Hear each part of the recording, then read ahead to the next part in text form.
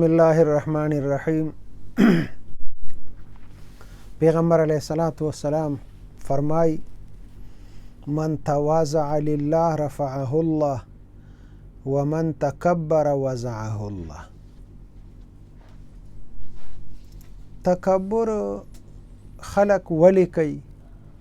خلق ځکه تکبر کوي چې زه په معاشره کې لوی ښکاره شم، په خپل ماحول کې زه اوچت ښکاره شم. د دې لپاره خلک غرور او تکبر کوي. خو قانون دا نه دی. د الله قانون دا دی چې څوک تکبر کوي هغه به ښکته کېږي، هغه به ذلیله کېږي، هغه ته به رفعت او اوچتوالی او بزرګي نه میلاویږي. د شیطان حال وګورئ چې د غرور او تکبر لاندې ځمکې ته راوغورځول، الله لعنتي کړ. نو هغه ته په آدم علیه السلام باندې هغه فوقیت او اوچتوالی میلاو نه شو، بلکې ذلیل شو. نو دا د الله قانون دی چې څوک عاجزي کوي نو بس هغه له به خدای پاک اوچتوالی ورکوي. دا بال چې دی که نه، د ماشومان یې اولی د خدای قدرت ته دی بال کې عاجزي ده. هر سړی یې رولی دی ځمکې له، نو دی چې رولی نو تاسو وګورئ دی بره زور کوي. نو دی کې دا د قانون دا دی چې څوک عاجزي کوي هغه به خدای پاک اوچتوي، او څوک چې غرور او تکبر کوي وضعه الله، الله به ښکته کوي. دا اصول دي. مونږ وګورو د پیغمبر علیه الصلاة والسلام ژوند ته وګورو، هلته انتهایی عاجزي وه. چې معراج له لاړه روایاتو کې راځي الله ورته وایي تا ما ته څه راوړي دي؟ وایي یا الله چې کوم شی ستا په دربار کې نو هغه مې راوړی دی. د الله په دربار کې څه نو؟ عاجزي نه وه. نو ما تا له عاجزي راوړې ده. حضرت عثمان رضی الله تعالی عنه متعلق راځي دومره عاجزي وه پکې چې یو ځل د هغه خپل خادم نوکر چېرته څه خبره باندې دا غوږ یې ته داسې ونیوه. نو بیا ورته احساس وشو چې اوهو دا خو ما خو نه کړل. نو ورته یې ویې زما دا غوږ ونیسه او اقمره زور ورکړه څومره چې ما ورکړه. هغه د دې غوږ نه ونیوه نو وی نه زور ورکه، ښه زور ورکه، ځکه دا بوج زه بیا آخرت ته نشم وړی. دونه عاجزي. د هغه عاجزۍ نتیجه څه وه؟ هغې نتیجه دا وه چې پیغمبر علیه السلام فرمایي چې ای عثمانه تا څو ځله جنت په بیه اخیستی دی.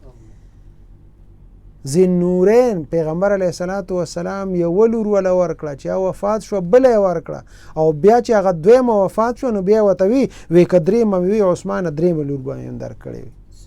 نو دا لویه مرتبه دا په څه شي باندې میلاو شوې؟ دا په عاجزۍ باندې ورته میلاو شوې وه، انتهایي عاجزي.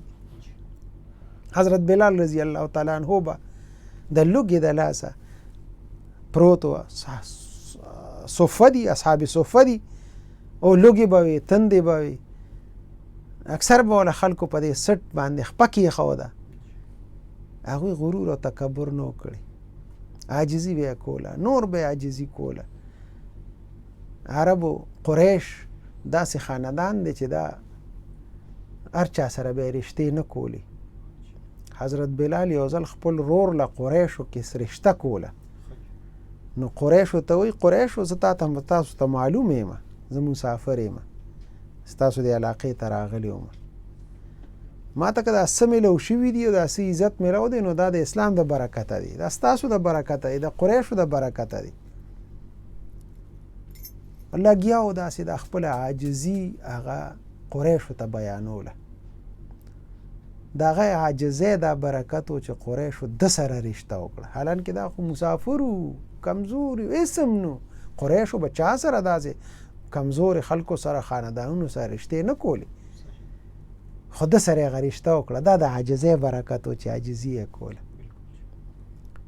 نو پیغمبر علیه الصلاة والسلام فرمایي چې څوک عاجزي کوي من تواضع لله، د خدای دپاره عاجزي کوي رفعه الله، الله به اوچتوي، الله به لوی مقام ورکوي. ومن تکبر وضعه الله، څوک چې تکبر او غرور کوي هغه به خدای پاک ښکته کوي او ذلیله کوي. زموږ د معاشره کې مونږ ګورو کم خلک چې هغه غرور او تکبر کوي، ځان ته څه وایي هغه ذلیل ژوند تیری د هغه دننه ژوند چې مونږ وګورو هغه ذلیل وي ډېر کمزوري ژوند وي بیا هر ځای کې ملامته شرمنده هغه ژوند تیری نو دا د الله قانون دی او دا قانون یې مونږ ته بیان کړی دی چې بس عاجزي کوئ عاجزۍ کې کمال دی تکبر کوئ تکبر کې زوال دی شرمندګي ده پکې نو دا